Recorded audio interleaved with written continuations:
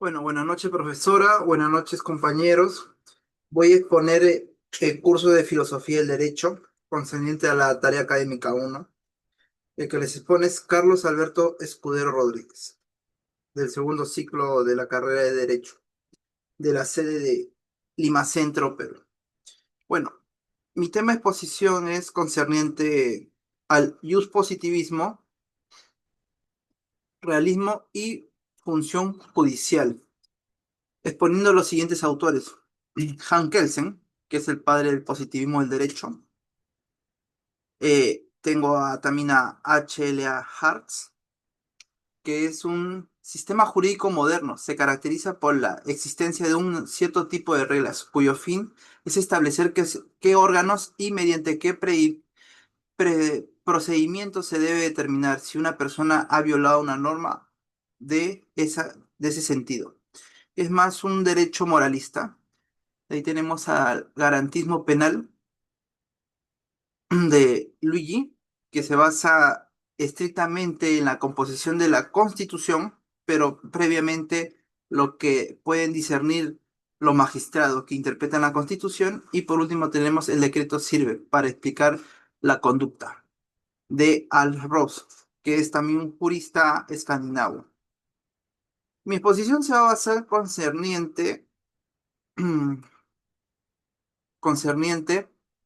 a lo que tuvo el expediente número 0008-2017, concerniente al caso Fornavi del Tribunal Constitucional, que durante el año 2020, el año de la pandemia, el Tribunal Constitucional decreta y aprueba una ley a favor de los fonavistas, pero de personas vulnerables de la tercera edad, para que se le pueda devolver lo que en su tiempo lo que habían aportado para un techo propio durante el gobierno, el segundo gobierno militar después de Velasco Alvarado, que vino Morales Bermúdez con un proyecto que aportaran un porcentaje con el fin de que a futuro puedan tener una propiedad, un techo propio, ¿no? Como se diría hoy en día. Pero pasaron los años, hubo cambio de gobierno, de dictadura a democracia, y hubo un stand-by, sin darle razón ni luz en qué fue lo que se destinó o en qué quedó el dinero de la gran mayoría de aportantes, que en ese entonces era gente activa, ¿no? Productiva, y que hoy en día es gente de la tercera edad. Y ahí donde se vio envuelto una decisión muy crucial, el expresidente del Tribunal Constitucional, Blumen Fortini, que es un gran magistrado jurídicamente, porque llegó a ocupar el cargo de presidente del Tribunal Constitucional entre el año 2019, ¿no? Y él toma la decisión de decretar una ley para devolverle a los fonavistas que son vulnerables por la edad de la tercera edad y por la situación que están pasando en la pandemia. Como hubo una recesión económica y eran de la tercera edad, se le tenía que devolver una gran parte de lo que habían aportado para que sigan subsistiendo, porque no tenían ingresos. Pero ¿qué nos dice en la contraposición concerniente a las teorías de la teoría pura del derecho? Hal Kelsen diría que el magistrado, en este caso, comienza a inspirarse en base a un derecho, pero con un fin político, más no un fin jurídico, y comienza a llenar ese vacío legal, para lo cual Hans Kelsen ya no vendría a ser un derecho puro, sino un derecho improvisado, que ya estaría chocando contra las normas constitucionales de mayor rango, improvisando, con un fin político para un bienestar social, pero no estaría, como se dice, aplicando correctamente si es verídico, factible o no, de acuerdo a las normas superiores que son la Constitución. Después tenemos a Herbert H. Hartz, que es más moralista, y él dice que está bien, el derecho son normas jurídicas que son aplicables o no, pero ¿y qué pasaría si si hay una disyuntiva que no llena una necesidad, que el derecho la ampara, es donde recurre a la moral propia de la conciencia, por lo cual se abastece del derecho para que el derecho tenga un sustento legal en base a un criterio moral para que él pueda aplicarse de una forma racional.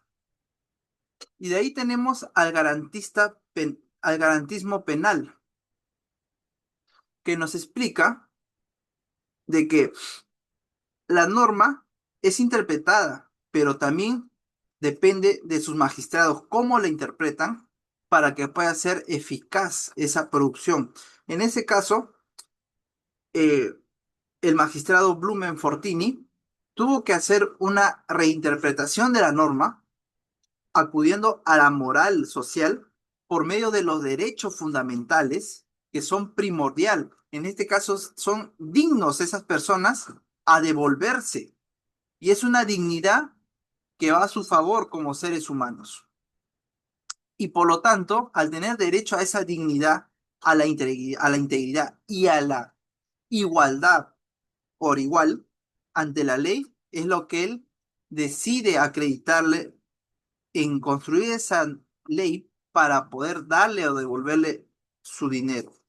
De ahí tenemos a Hals, eh, que es un jurista nórdico, que el derecho sirve para explicar conductas, como también se abastece del derecho la razón y también de la moral, para poder ser eficaz.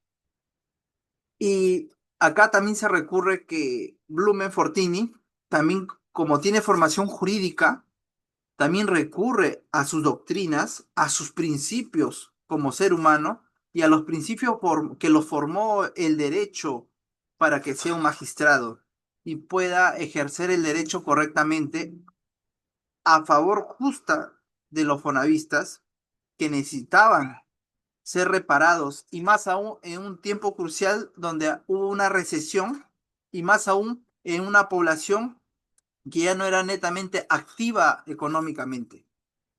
¿De dónde iba a subsistir?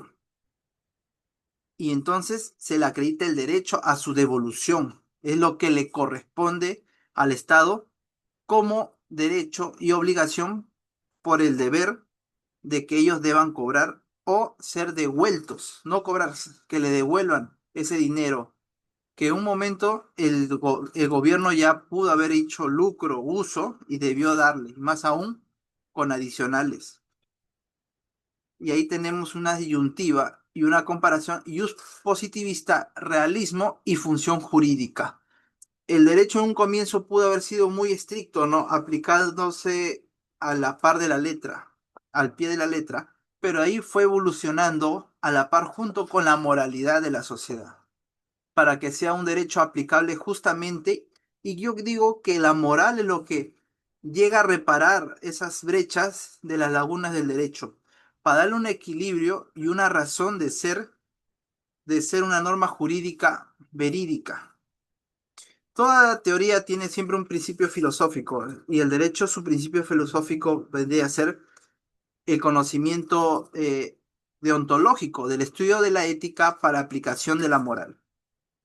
Bueno, eso es todo, profesor. Gracias.